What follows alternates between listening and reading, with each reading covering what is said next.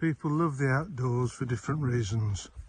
Some want silence, some simplicity, some are just looking for peace, and some are just in love with nature.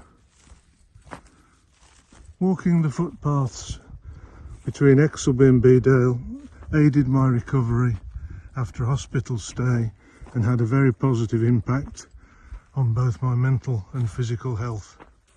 I now walk my dog twice a day across these fields, enjoying nature and quite often bumping into friends and strangers doing exactly the same. It's disgraceful that plans are being discussed to turn this wonderful place into an industrial landscape of solar panels. The view from the footpath will turn into glass and concrete rather than the magnificent landscape we see here.